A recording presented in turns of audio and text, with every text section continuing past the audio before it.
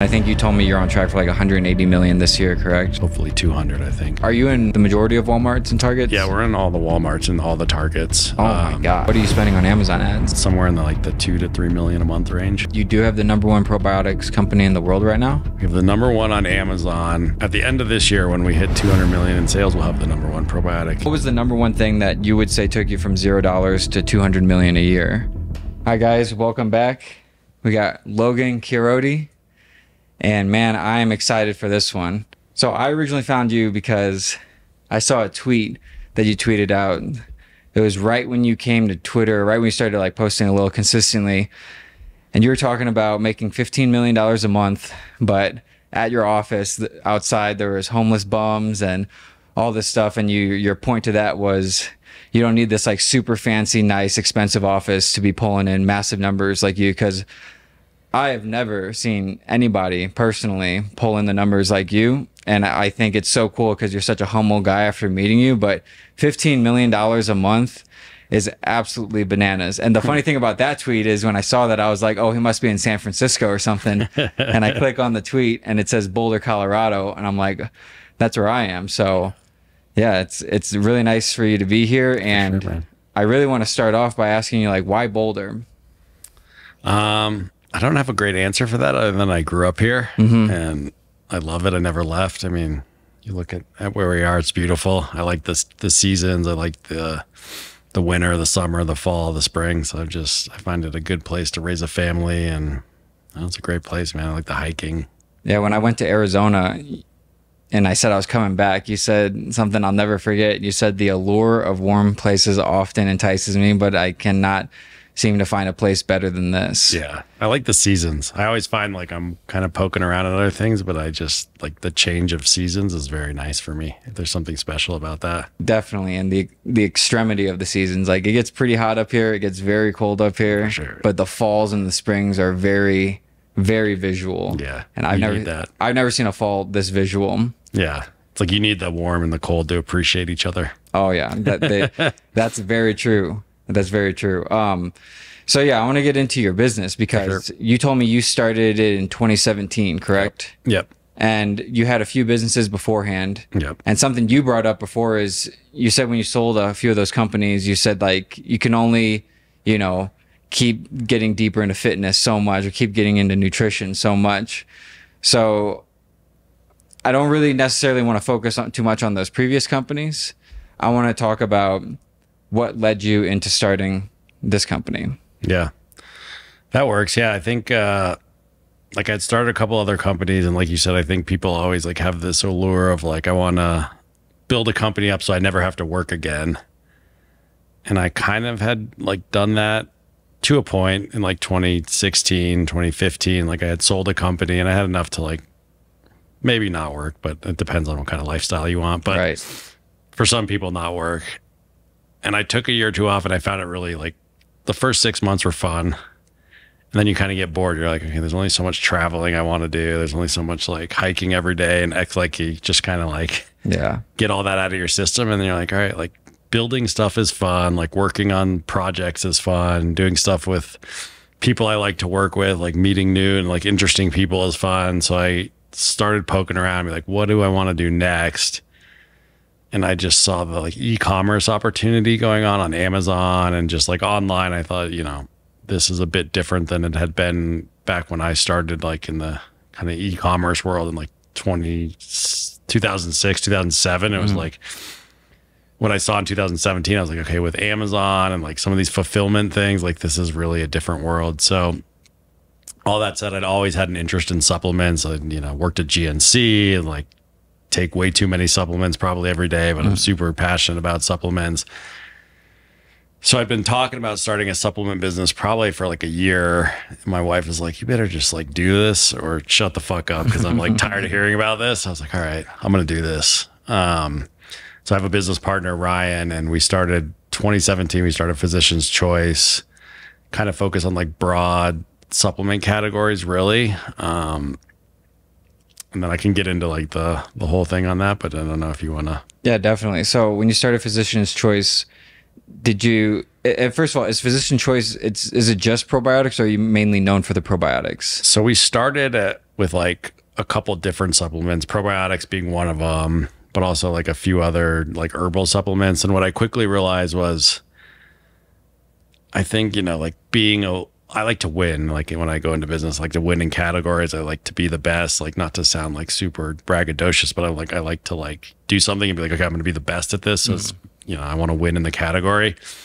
And I found like trying to win in like turmeric and ashwagandha and all these different categories and like have the best product, the best marketing was like really difficult. And we saw our probiotics were working really well. There's a lot of science behind them. Like people buy them over and over again. And I was like, this is a category I think we can win in, even though it was super competitive at the time. Like people are like, oh, you got into probiotics at the right time. I'm like, yeah, kind of. But like when we got in, there's a bunch of big players, a bunch of people doing really well. So like, timing maybe a little bit, but I don't think so. I think we just like got really focused and got really aggressive with our advertising, like pushed really hard on Amazon, a bunch of different channels, and we're like doubled down on what was working. And I think in business in general, that's something that people struggle with is like you find out you're good at something and you can like make, you know, for example, like e-commerce, right? Like I can make money in this. So like I'm gonna start selling this widget and I'm gonna start selling like, you know, pocket rocks and all this other crap. And like, if you just stay focused on one thing, you can build something much bigger than like chasing shiny objects all over. 100%. Yeah. Cause there's no foundation going on. You just kind of just like grab ass in the money. Right. Exactly. And it's like, if you didn't come from money and you weren't like raising money, I think that's like an appealing thing at first. But then you start to realize like if you want to build something really big and like something to scale to like what we've scaled to, it's like you have to get focused. You have to build a brand. You have to start saying no to opportunities. And that's a difficult thing to do. Yeah. Yeah. I remember I when I first searched your brand on Amazon, that your probiotic, or at least the top probiotic, had like 120,000 Amazon reviews. Yeah. How did you get so many reviews? Was it just from the pure volume of it? Yeah, I mean, we sell so many units a day. I don't even, at this point, like, I'm just going to throw out a number. It might be incorrect, but it's probably 5,000 to 8,000 units a day. So it's just like, oh my God. On the sheer volume of like how many units we sell, we get a lot of reviews off that. And is that just the probiotics or is that everything combined? That would be just like our main core probiotics. Oh my gosh. But at this point, we've really like focused down to like, we're a probiotics brand. We're kind of like discontinuing things that don't fit into that portfolio. End of this year, we'll be the #1 probiotics brand in the US. So like that, again, that focus of just being like, okay, we're going to focus on probiotics has like gotten us to that point. Now, when you were starting off, you said you were just putting in like 80 to 90 hours a week into this business. How did those like first couple of years go? They sucked. Yeah, it was just like, at the time, I didn't know how to build a team really, or like, you know, structure a team correctly. I thought I had to do everything myself. So me and my business partner were just like grinding, you know, trying to like, we were doing everything ourselves. And we started to get like, you know, slowly build a team. But if I were, and I guess I'll get into like how those years were, it was just hard work, like 8-10 hour days, easily like probably 12-13 hour days most of the time, like just grinding. I mean, I would like wake up in the morning, 7 a.m., like not even get out of like my pajamas, like barely shower, get on my computer, and then like, you know, grind into the night till like 9 or 10 o'clock at night and just do it all over again. Like every day. It was like unsustainable. And we slowly built up a team, but like now if I were to start over again, knowing what I know now, I would build a proper team much faster, because like a lot of the success, most of the success we're having now and we're seeing is because we have a good team, and I have like really smart people like helping me make the right decision. Like it's all about the team. And people always say that in the business, like, oh, get the right team, get the right team. And that never really clicked with me until I had the right team. Right. And I probably had to hire, you know, close to 1,000 people, like to get a team of like 50 that are like amazing. So it's like, and that's over a long time, different companies and everything, but like finding good people is really difficult. And like when you're younger and you don't know what to look for, and you kind of like I was more like influenced by people's like personalities, and just like, this guy's a smooth talker and like a fast talker, and I'd be like, oh, he's going to be great. And now I realize like that's not always the case. Yeah. I'm kind of getting off on a tangent here, but no. I love it. I love it. Cause like to start from zero, what would that have been? 7 years ago. Yeah. It's unbelievably impressive to go from 0 to 15 million a month And I think you told me you're on track for like 180 million this year, correct? Yeah, hopefully 200, I think.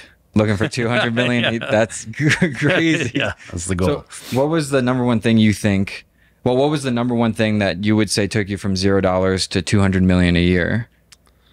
I don't know if I could pinpoint one thing, but I think like maybe like top three I could say is like I talked a little bit about focus, but I still think that's just like such a key driver, right? Like even at our scale, right? Like we have, you know, we're throwing off a lot of EBITDA, a lot of net profit. Like we could start chasing, there's a lot of shiny objects, right? There's a lot of like fun things that I'd like to do, like ooh, Super Bowl commercial sounds, but like, you know, commercials that like all this like high fly stuff that's like probably not a good use of our time, but it's interesting. So it's like, you know, there's a lot of different products we could chase. We have to be like really thoughtful about what kind of products we're going to launch, what we're going to focus on. And that I think from day one until forever goes on, like that core focus. If you can just like be like, we're going to say no to most things, even like retailers, for example. Like we have a lot of different retailers approaching us, like different retail accounts, and it's money. It's like free money almost. Not free. There's a lot of resources we have to put into it, but it's like,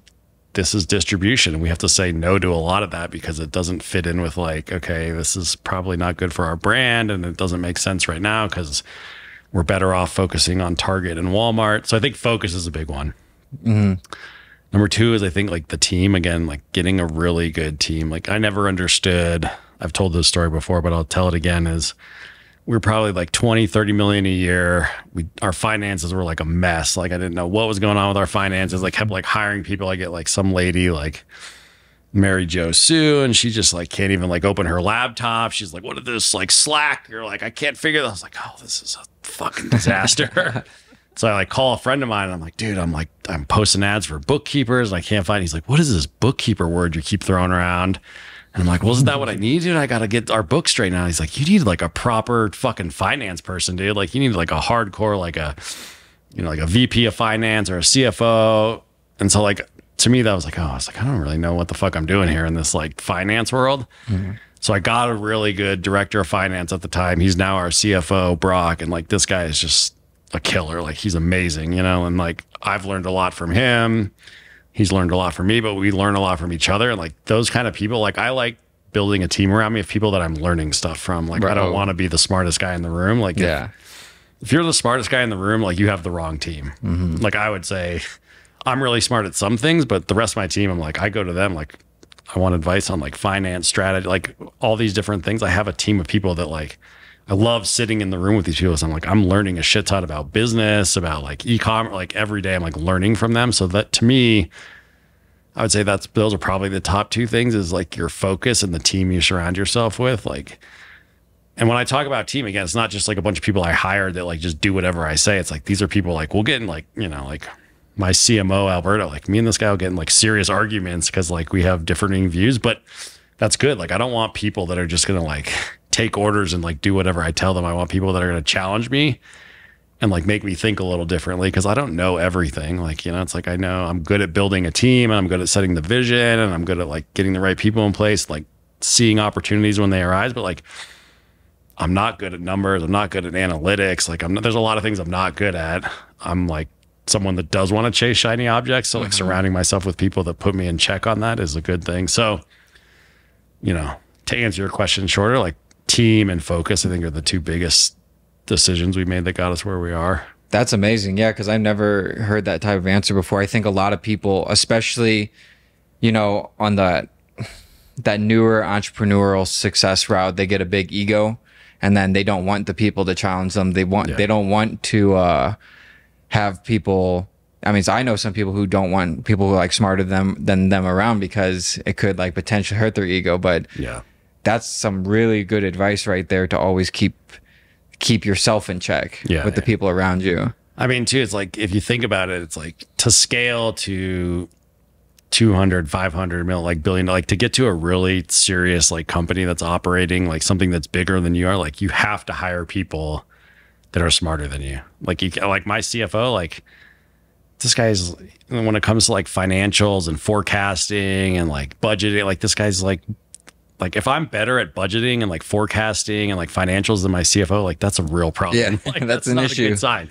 And so then you get a guy like that in place. It's like, I don't even think about my financials anymore. Like I know what he's doing is correct. Like, you know, we're getting big four accounting audits every year. Like there's checks and balances in place, but like I trust that team so well that I don't need to be like in the weeds on that. And that frees up my time to do more important stuff around like that I find important for me, like strategy, you know, what are the opportunities?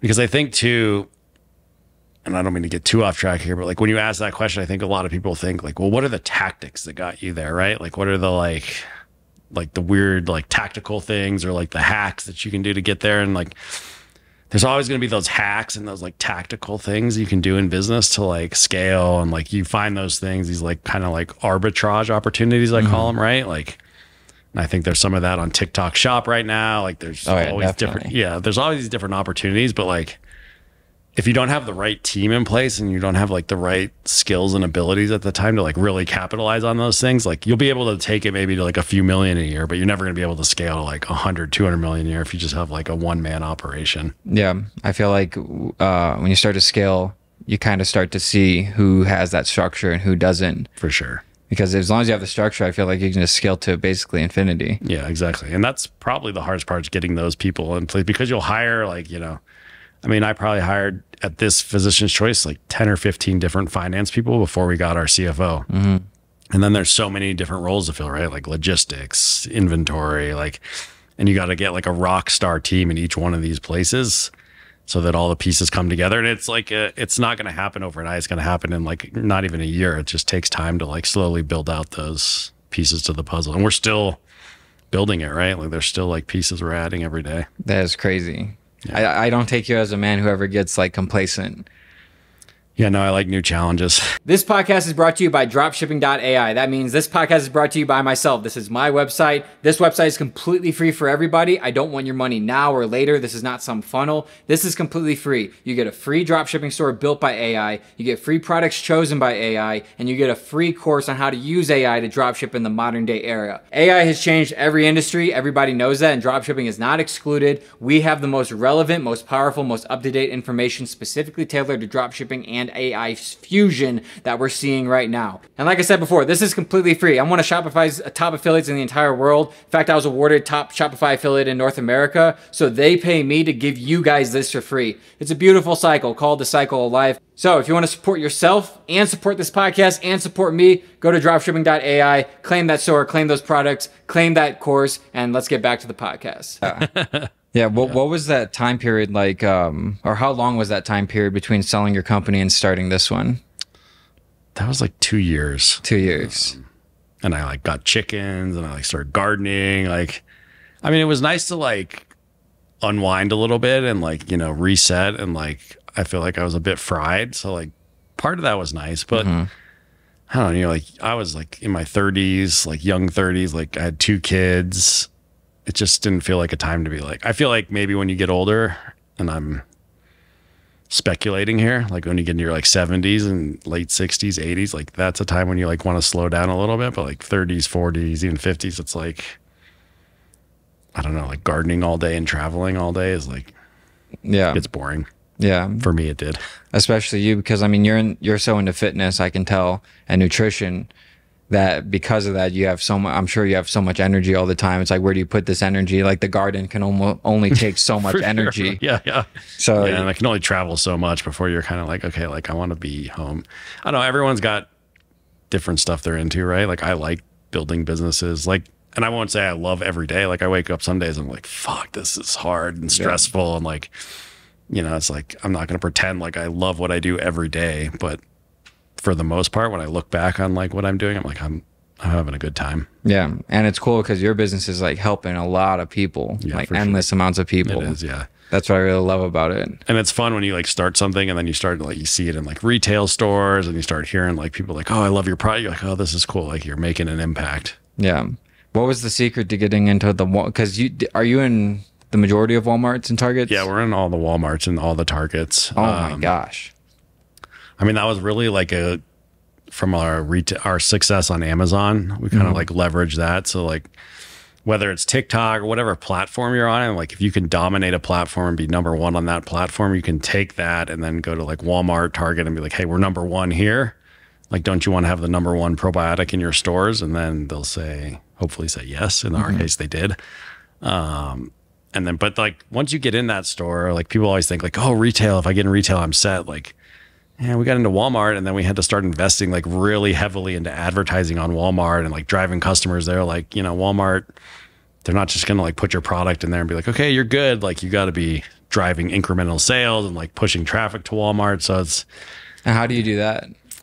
Through ads, like social ads. Walmart has their own paid platform now. Okay. So, that brings me to this question. Would you say that when it comes to the Walmart sales, do you get more sales from their website or from their actual like in-store brick and mortar? From in-store, but we do a lot of paid ads with Walmart too. I mean, I think we're, you know, high six figures a month in like paid advertising on like Walmart.com, their paid search, because that does drive a lot of in-store sales too. And then we're sending traffic from social to like, and that's not profitable. Like, on a like just like, you know, looking at it like one-to-one, it's like it's hard to measure like, is this person going in the store? But like, you know, when you're doing ads on Facebook, we believe it's driving incremental like sales to Walmart. But yeah, it's like that's a whole nother, this is why I also go back to like focus, right? It's like we didn't do that until we were ready, and we probably did that before we were ready. Because like it's a whole nother channel we have to manage. You know, we had to hire like multiple logistics people for this, multiple finance people for like the different kind of like accounting methods Walmart uses. Like you have to like scale to that level. You can't just be like, we're in Walmart, like all good. Like we'll just rest on our laurels. It's like, no, you got new logistics things you got to figure out, new finance things you got to figure out, new marketing things you got to. So it's like adds more complexity to your business that if you don't have the right team in place, you'll end up getting kicked out of Walmart, and then you're screwed. That makes sense. Yeah. Because I'm sure once you get kicked out, you're not coming back. You're not coming back. Not for a long time. Yeah. So these are like, this is another reason we say no to some retailers too, because we're like, our focus is better off at Walmart than it is Walgreens. Like Target is better to focus on than Walgreens, or like, you know, 7-Eleven or like something like that. Have you been trying to get into Whole Foods at all? You know, Whole Foods we're interested in. Again, to the focus point, we've kind of like made this declaration at our company that like we're going to go really deep with Walmart and Target. Like those are going to be the accounts that we're just like leaning in really heavy to. Sam's Club also, and like fingers crossed, like hopefully Costco at some point here. Oh yeah. But like we want to go really deep and really like spend a lot of advertising dollars with those accounts, as opposed to like going really wide and getting into like a bunch of different accounts. So Whole Foods interesting, but it's not a priority right now. That makes sense. So when it comes to the paid advertisement, what are you mainly spending the most money on in terms of paid ads? Definitely Amazon. So like Amazon, TikTok, Facebook would be like our big channel. And then like Walmart, Target, those ones are big. But, you know, Amazon, because it's so bottom of funnel, like easy to like, you know, people searching probiotics, we're like taking as much of that traffic as we can. TikTok's been really successful for us lately. I think, you know, we went from like no spend on TikTok to like 30, 40 grand a day in like paid ads on TikTok. Like, oh my God. TikTok's been a really good account. Like TikTok Shop in general. Like I believe like that is the future. If TikTok can execute on what I think they have planned, and they don't get like shut down or whatever. Like there's a lot of like external factors here, but like you marry like TikTok Shop, which is like basically recreating what Amazon's done with like 2-day delivery, like this great shopping experience. And then you marry like the content marketing that Meta has. And I think that's what TikTok's doing. And they're putting those two things together. Like I think that will work really well if it's done right. Right. And especially if they don't get shut down. If they don't get shut down, yeah. There's a lot of like ifs on that, but I think... Right. We've been hearing that for 4 years. Yeah, yeah. And these are smart people. Again, like this company knows what they're doing, and they're not... I don't think they're just resting on their laurels. I think they have plans to make it happen. Definitely. So you said you're spending about $30,000 to $40,000 a day on TikTok ads? Yeah. So what are you spending on Amazon ads? On a day, I don't know, but in a month, don't quote me on this, but somewhere in the like the 2 to 3 million a month range. Wow. Yeah, it's a lot. And what kind of credit card are you spending that on? Well, at this point, we have like a pretty good relationship with Bank of America, so we have like a big credit card limit with them. But before that, we were using like Brex and American Express. We had like a stack of credit cards we would like swap out to like also get points, and then like, for limits and stuff, we were switching it out. But yeah, at this point, like once you get to a certain size, you can start to negotiate with some of those banks on like, hey, we want a higher credit limit. Like, we probably should have done that earlier than we did. Yeah. And then since you have your business partner, right? Is that basically like a 50-50 partnership? Yeah. Yeah. I'm assuming you guys split those points. Now they all go to the business because we got such a rigid finance process. Oh, I see. So the points get reinvested into the business too. For sure. I wish I'd get those points, man. Yeah, you could travel the rest of your life on those points, I'm sure. Yeah. That's super wild. Yeah. Yeah. The thing that I really like about your business is how it's recurring. If people like it, they keep buying it. Yeah, for sure. And so like when you were telling me you're getting about 8,000 to, what was it, 8,000, 10,000 orders a day? Yeah, somewhere in that range, yeah. It makes me think it's like, okay, well, it's like that first year might have been, however many, 100, but then those 100 people roll over to the next month, to the next month, and to the next month, and it compounds.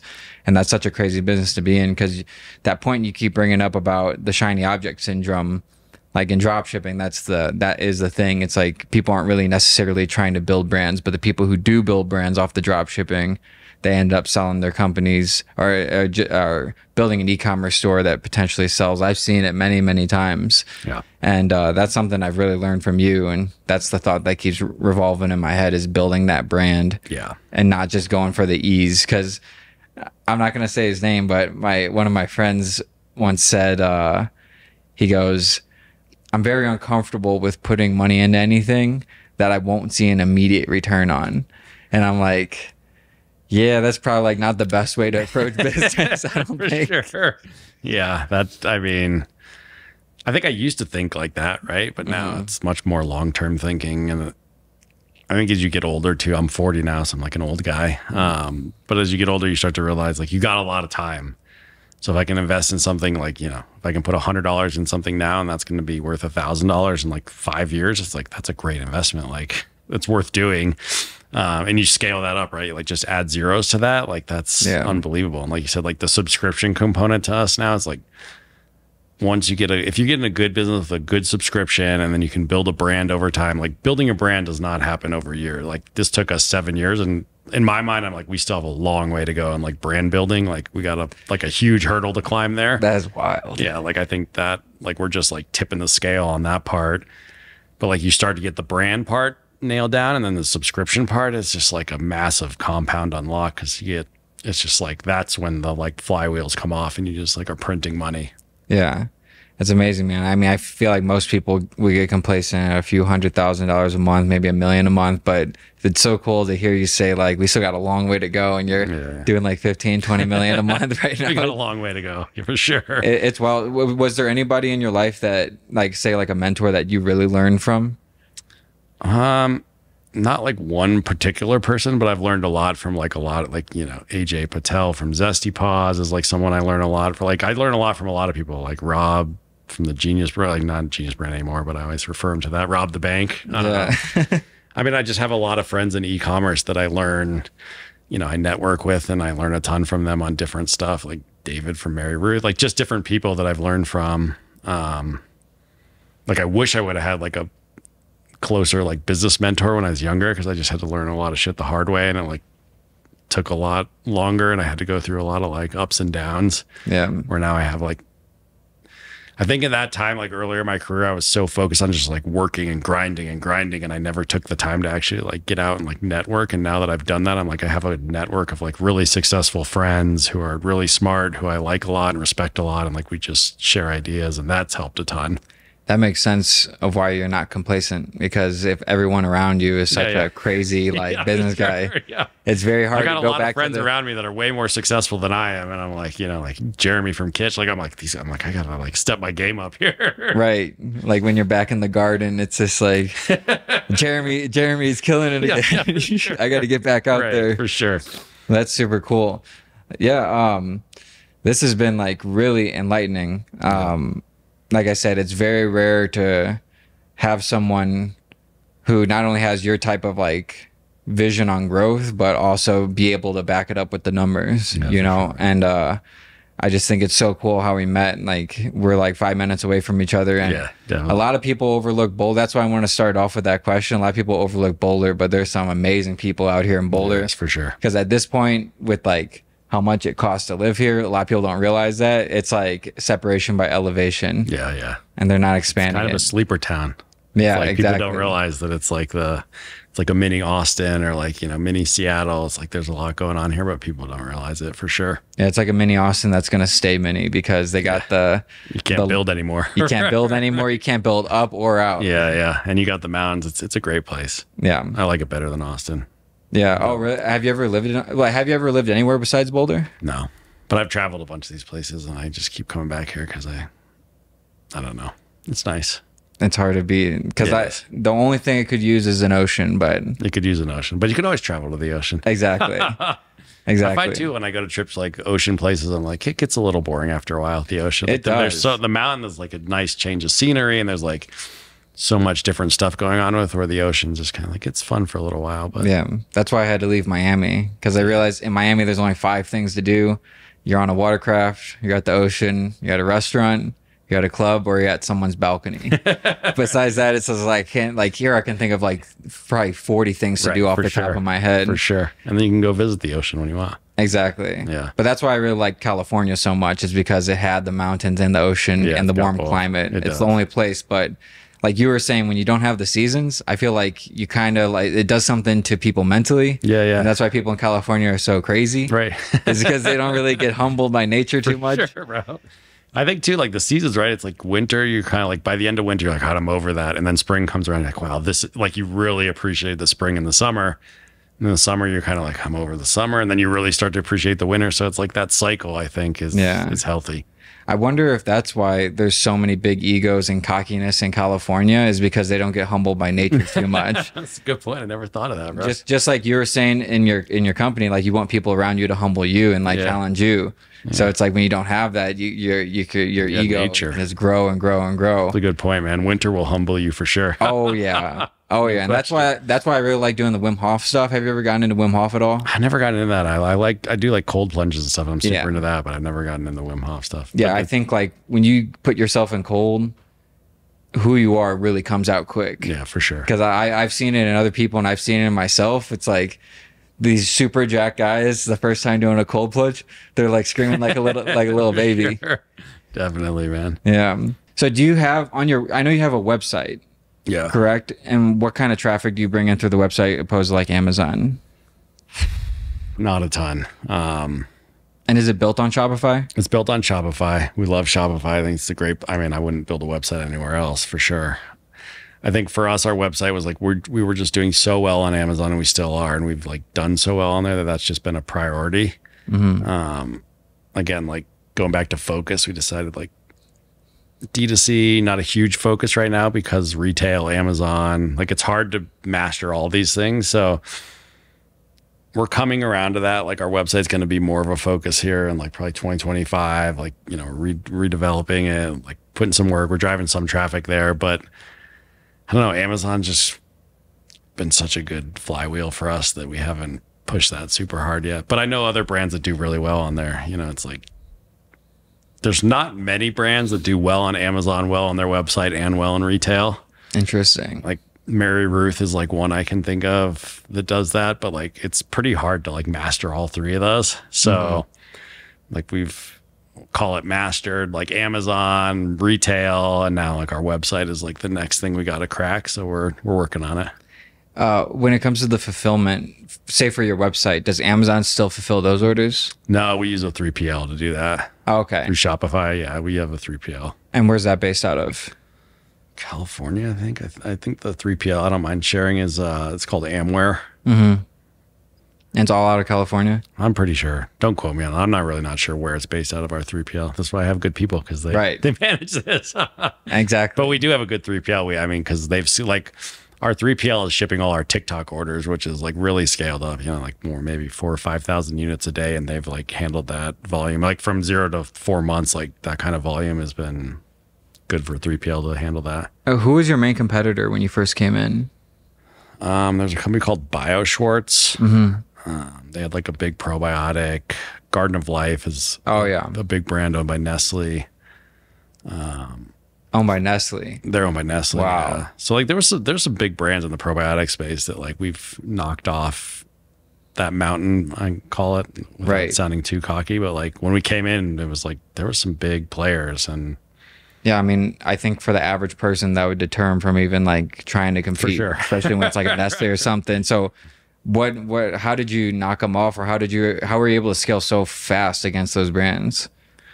I think part of it was being naive and just like not even like thinking about like, oh, like when we came in, I was like never like we're gonna beat Nestle or Garden of Life or like we're gonna beat BioShorts. It was more like even if we get in the top 5, that's gonna be great. And then as we got there, it was like, okay, like getting in the top 5 was like we could be top 3 now. And then it was top 3. I was like, we could be number 1 for sure.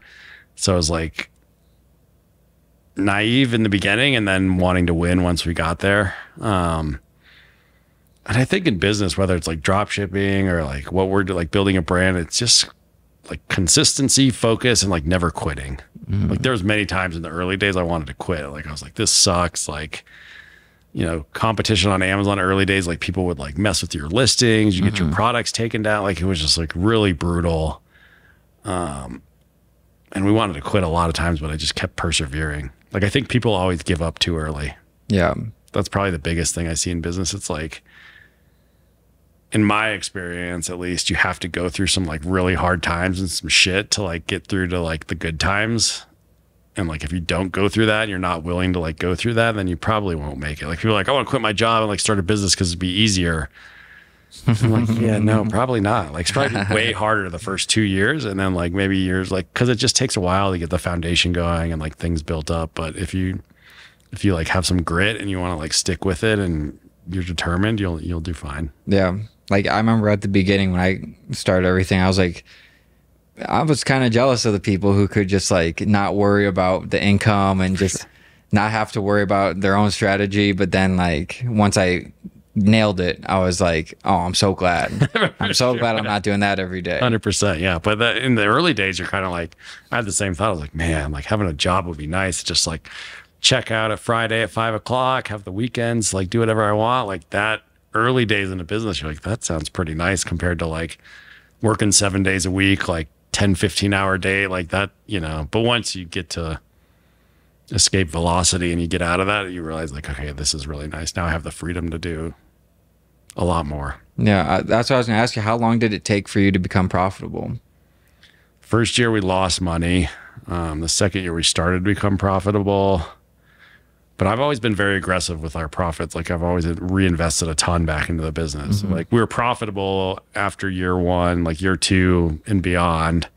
But like we could have been a lot more profitable if I hadn't been like saying like, let's be, and I think this is one of the reasons we won too. Like back to your question, like how did we take over? Like how do we beat Garden of Life and how do we beat BioShorts? Like some of these at the time were big players. It's because we were really aggressive with our advertising. Like I wasn't like, I need to make a bunch of money every year and like suck as much, like a lot of these companies I think were like trying to like suck as much profit out of their business as they could every year. And I was like, I want to reinvest as much as I can while still making a profit and like being able to live a nice life. But I wanted to grow and keep like and I still feel like that's the play. Like if you get too complacent and you're just like bleeding too much out of your company, someone else is going to be reinvesting those dollars and like take your spot.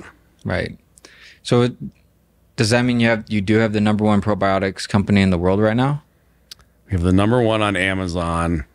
At the end of this year, when we hit 200 million in sales, we'll have the #1 probiotic in the US. Wow. We're close. We're very close right now. So would you say you're in the second spot right now? Second spot, yeah. Is Garden of Life #1? Yeah. Wow. But we're beating them on Amazon, but they like because they have bigger retail distribution and more SKUs, they're beating us, but not for long. Right, especially with your strategy on TikTok Shop and everything. Yeah. So Nestle wants to write us a big check to get that spot back. They right. can. If anyone at Nestle's watching right now. That, yeah. But at the end of this year, we will be #1. And this podcast is also brought to you by AutoDS. AutoDS is one of the industry leaders in all dropshipping fulfillment tools, but they take it a whole lot of steps further. Not only can you get dropshipping time down to 2 to 3 business days, you also get so many more tools. Because AutoDS is one of the biggest dropshipping softwares in the world, they've implemented a product research tool that tracks all their analytics, all their orders, and then you can use that data to find your own winning products and see where the trends are going, or even use a product that you know is selling really well right now. They have a TikTok ad spy tool built in, so you can even look deep into the TikTok ad side of things for all your product research needs. And all of it is automated. Gone are the days where you need like a VA going around and fulfilling these orders for you.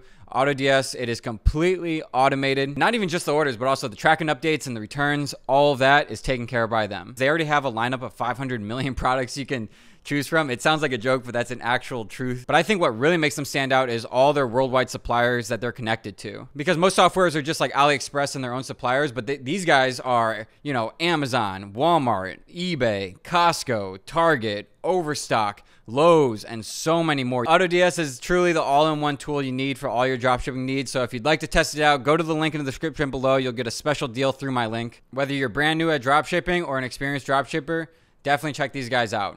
Now back to the podcast. Oh, and that was the question I was going to ask you. Like, coming into such a competitive field, what was the number one thing you think separated you from the other guys that allowed you to surpass them?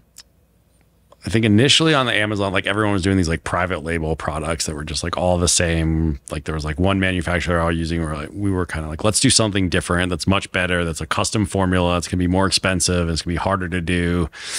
And that separated us from a lot of people. And then just doubling down on like advertising and not getting complacent. Like I said, like I think a lot of people get to a point where they're like, oh, like I'm making, you know, XYZ profit per month. Like this is great. I'm just going to ride this wave.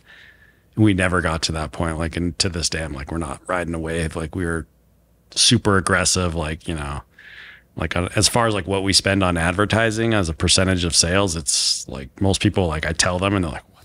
Like this guy's crazy. Like we like to spend on ad. And I just think that's the way, like you have to be aggressive. Like whether it's advertising or whatever your strategy is, if you find something that's like working, like just double down and keep going with it. And I'm assuming your business partner has been on that same page with you the whole time. Yeah, for sure. And how did you meet him? We've actually known each other since we were like in elementary school. Wow. Yeah.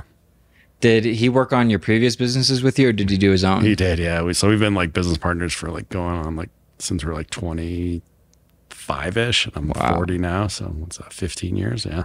Wow. And when it comes to like choosing a business partner, what would you say people should look for above all else?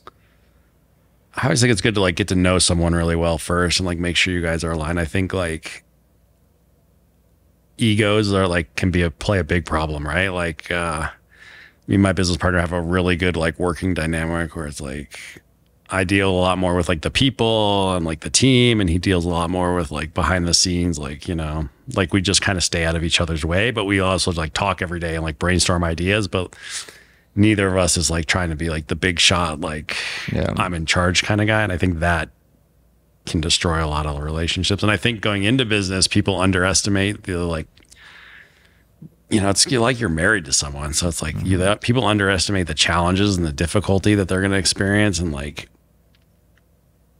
yeah, I don't know. It's hard to say. And does he live here in Boulder too? He lives in, where does he live? Evergreen. Evergreen. Yeah. Beautiful area. Yeah, really nice I love area. Evergreen. Yeah, for sure. Yeah. And so I know that are you attacking the influencer marketing side of marketing in general? We are doing a lot of that now. Yeah. Like that's something we just started really pushing in the last year. So we've been really aggressive with that, and that's going well. I mean, it's for us, that's like a new skill we're learning as a company, like how to do that and do it well.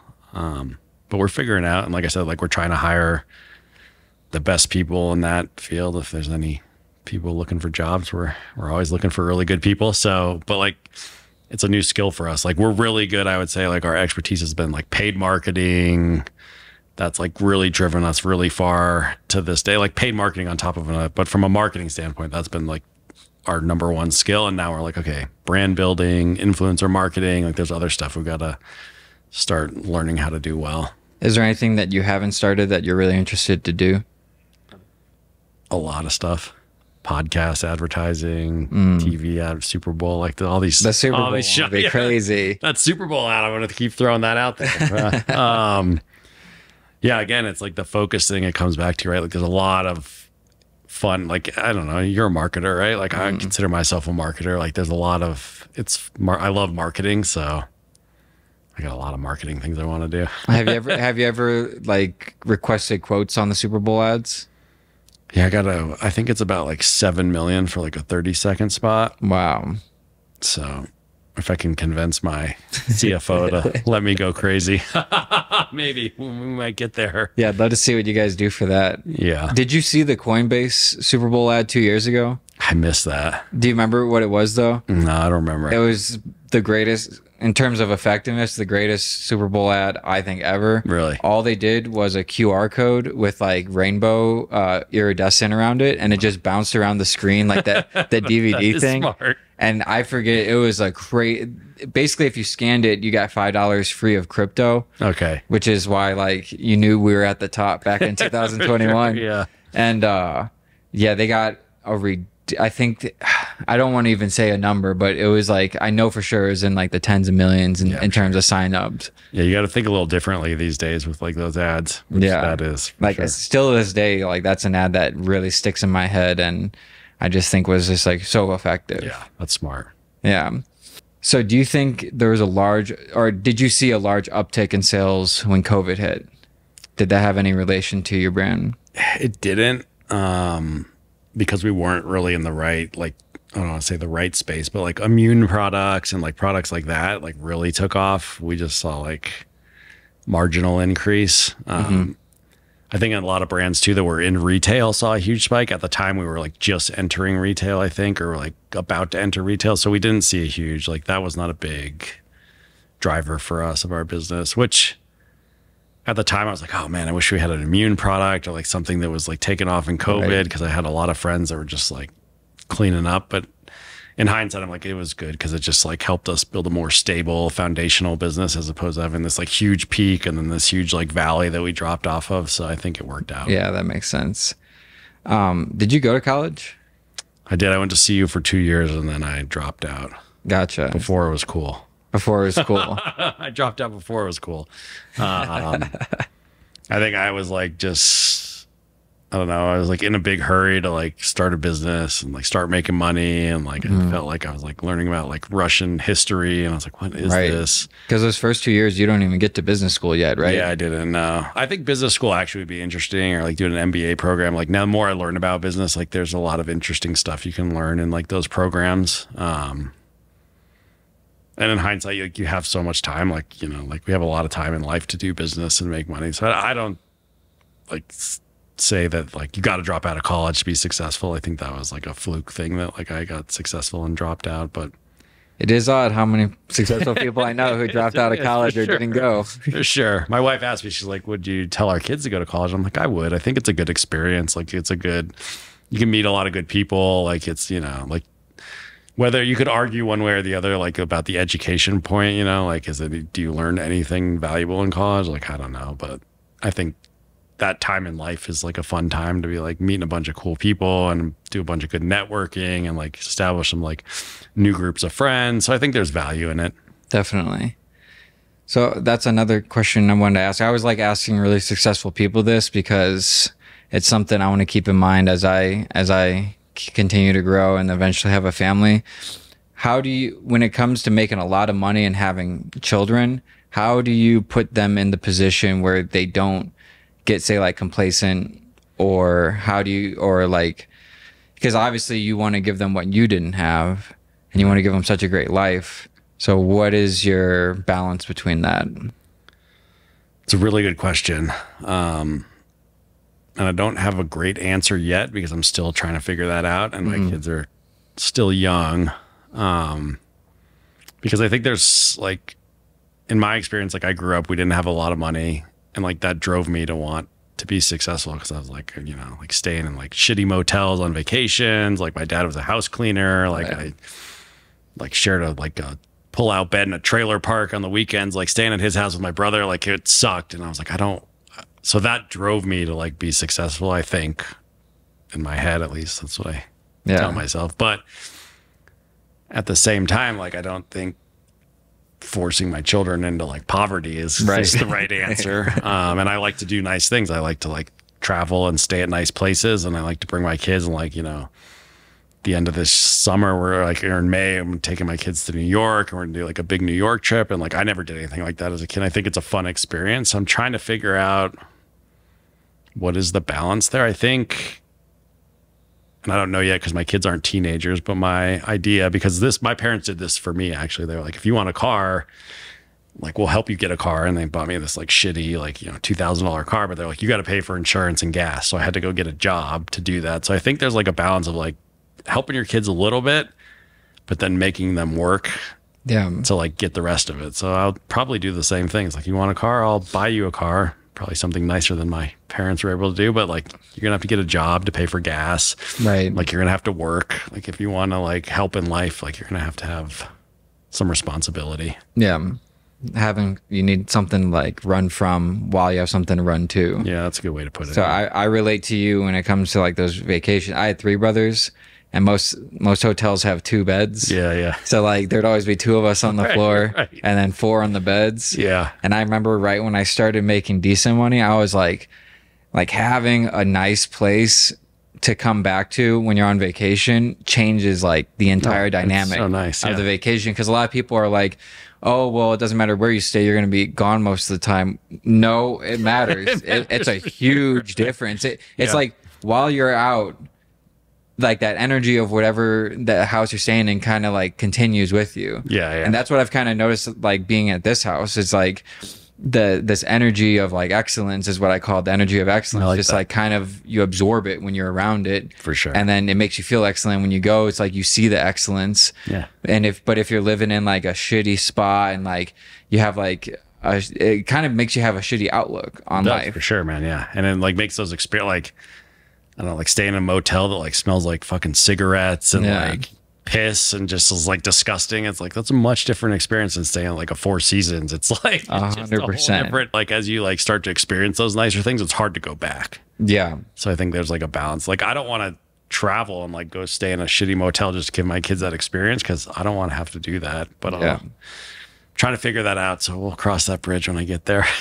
That's the sketchy part about crossing the bridge the good way. Yeah. You know, is because it's very hard to go back, and that's where that pain comes from. Are you familiar with Alex Becker at all? No. He started Hyros. Yeah. I'm familiar with him. Yeah. His advice on so when he started Hyros, and it was actually before that, but he was really successful, bought an Aventador, bought this big house and everything. Okay. And he ended up selling everything except just like 3 pieces of clothing, and then he went back to his apartment. Or a nice apartment, so to speak. But it goes back to what you were saying before about it's very difficult to beat someone in business when they keep reinvesting back into the company, because a lot of these people get a certain lifestyle, and then it's painful to go backwards. For sure. So they feel that then they have to maintain it, and then they start sacrificing the business's profits for their own, and then that it gets them into that very iffy situation. Yeah, that's a slippery slope. It's like you don't want to risk stuff because you've like, and again, it's like I like to like stay in nice places, but I'm also like, I don't like, you go through these phases, I think, when you start to make money. Like, I bought a bunch of nice cars, and like I did that, and I was like, all right, I don't give a shit about cars. Like, I'll drive like a Volvo. Like, I don't give a shit. Like, so I like went through the car phase, like, you know, went through a watch phase. Like, you go through these phases, and then you realize like none of that really matters. Like, I like having a nice place to live. I like to vacation nice, but like outside of that, like, business is fun because you're like building cool things, and it's like a game of chess, and it's like, you know, it's an endless game, and I enjoy those kind of games. Like, whether it's like fly fishing or like there's a million games like that, and to me, I just like stumbled upon business, and it's like the money's fun and it's nice and makes you like have cool experiences, but really it's like playing the game is more fun. Yeah that makes sense. What was like, what were some cars you were buying back then? I had like a few Mercedes, which those all sucked, and I sold those. Like a fancy G, like souped up G, but I didn't like that. I don't know. I've come to realize like having a more practical car is like more. And then you buy a nice car, and then I'm like always worried about like denting it, and now I have Right. like kids, and I'm just like, even like I have a Rivian now, and I'm like, this might even be too nice. Like I need to like downgrade because like my kids are like spilling shit everywhere, and like it's I'm just like. I'm like, I might go to like the cheapest car possible, just like it was still being like safe, but I just I did a watch phase. I don't know. I've gone through a lot of phases in life. I could see you getting a Cybertruck. Have you thought about it? Flashy, bro. Too flashy? Way too flashy.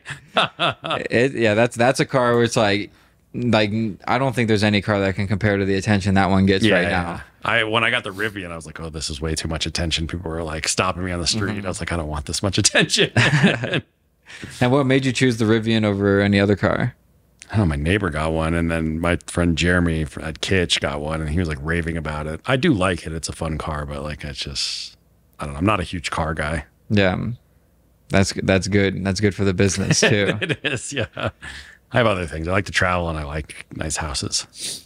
And what's the number one place you think that you've traveled to that you like the most? I like Hawaii a lot. Yeah, which island? I like Maui. Maui. Yeah.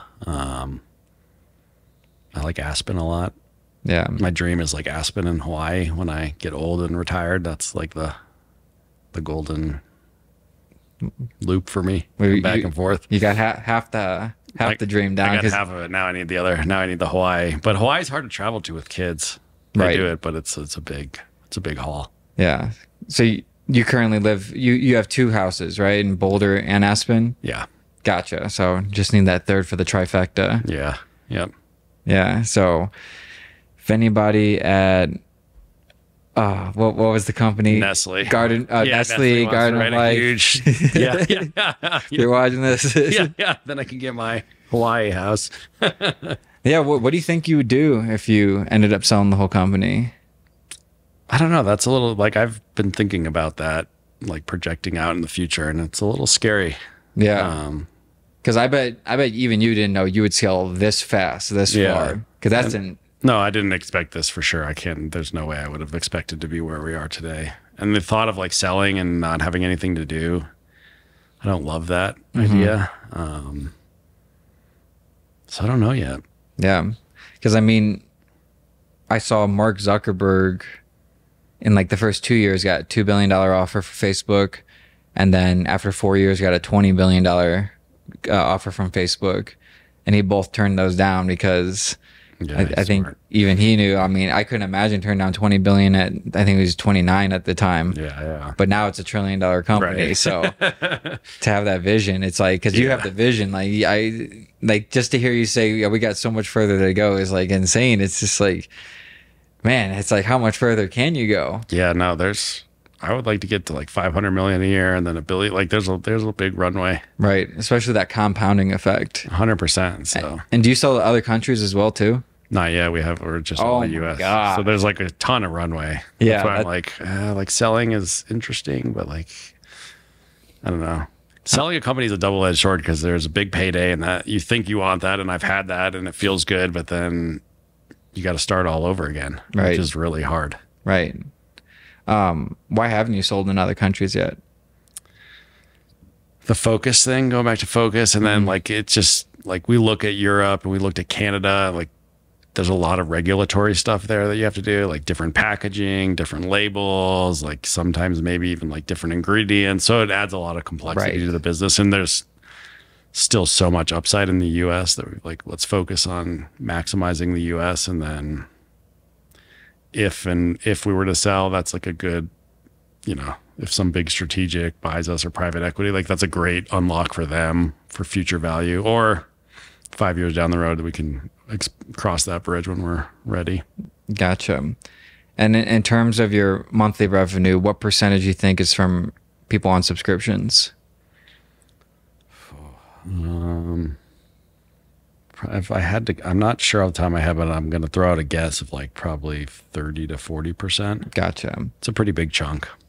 Yeah. I got to start a recurring business. Yeah. Like after this business, I'm like, I would never start a business without some sort of like big subscription concept to it. And like, we're not at like, there's like a lot of subscription businesses. I feel like they're super sleazy and like force people into subscriptions like Hardy Ups. Like this one, like Amazon handles like most of our subscriptions are through Subscribe and Save. So it's like people that want to be on it And if they don't, they can cancel easily, but we're like not forcing subscriptions down people's throats. Right. Have you heard of Black Hat MRR? That's huge. And well, it's huge in certain aspects in the dropshipping community. Okay. I was originally introduced to it in 2019. And if I would have done it, I would have made tons of money, but it's like ridiculously illegal. And a lot of these kids are doing it openly, and like they're teaching how to do it openly, recognizing it's illegal. But what you do is, say you take like a product, an iPhone case, it doesn't even matter if you profit on it or not. You just want to scale that as much as possible, because on the order form, in all white text against a white background, it says that you're initiating a $12 a month reoccurring fee onto your credit card. But then you would think, oh, they'd see it on the credit card statement. Well, they make the credit card statement say like STRBX, so it looks like Starbucks. Oh God, that's bad. I knew a guy. I think he was doing around like 5,000 to 6,000 rebills a day at $12, and none of the people knew about it. Yeah, it's like the problem with those things is eventually you're gonna get your ass handed to you. Yeah, because the SEC just announced that they're coming after.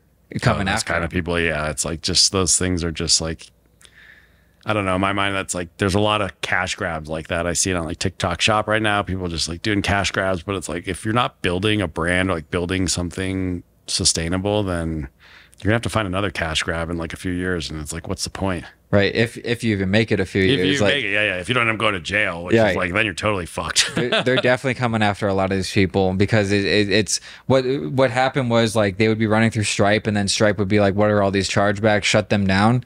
So then they're like, I'll just build my own payment processor. So then, well, not necessarily build their own, but they'd find payment processors who are more low tier, who just want to make a lot of money and are okay with the chargebacks. It's just like this crazy ecosystem of like a game of cat and mouse. Yeah. Sure. It's like a ghost world where like the customers don't know what's happening, the payment processors pretending they don't know what's happening, and then the people doing it definitely know what's happening. It's funny. Yeah, but doing it the right way definitely is. It pays off. It's harder, off. but in the long run, it's better. Yeah.